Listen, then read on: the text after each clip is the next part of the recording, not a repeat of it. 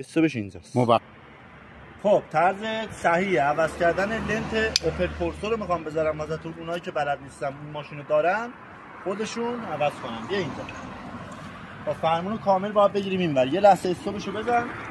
خب دوستان این کالیپری که میبینید فنرشو قشنگ با یه اهرم در میارید.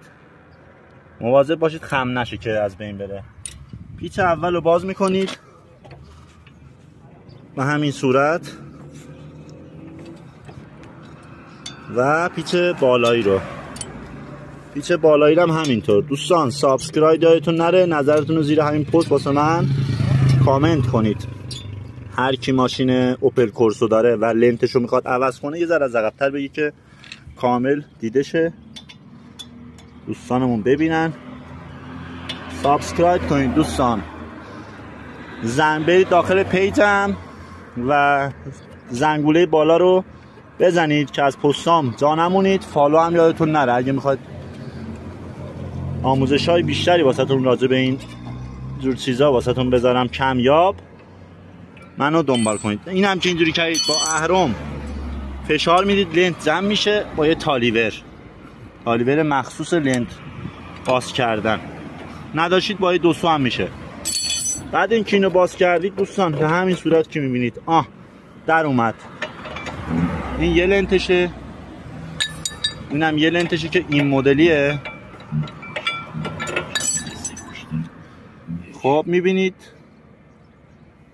اینو باید مواظب باشید میره داخل اینجا. موقع بستنی هم دوباره الان واسهتون میخوام بذارم. یه لحظه استو میزنم. خب اینا رو در میارید که کالیپراشو روون کاری کنید. موقع ترمز زدن گیر نکنه دوستان. موقع ترمز زدن گیر نکنه. قشنگ یه ذره گریس برمیداری میزنی اینجا. کاری نداره اینا رو انجام بدید. اینا نکات ریزه. سرسری نبندید بره الکی. باز میکنید حوصلتون نمیکشه میبندید میره. لنتتون زود تمام میشه. درگیر میمونه لنت. هر دفعه که باز کردید هر ماشینی دوباره اینا رو نگاه کنید. دوباره اینا رو همونجوری که گریس زدید اینجوری میکنید. دیدی این کالیپ شد روون. پیچ بعدی رو میذارید دوباره همینطور. پیچ روون داخل کالیپر داره بازی میکنه. بعد که این کار انجام دادید لنت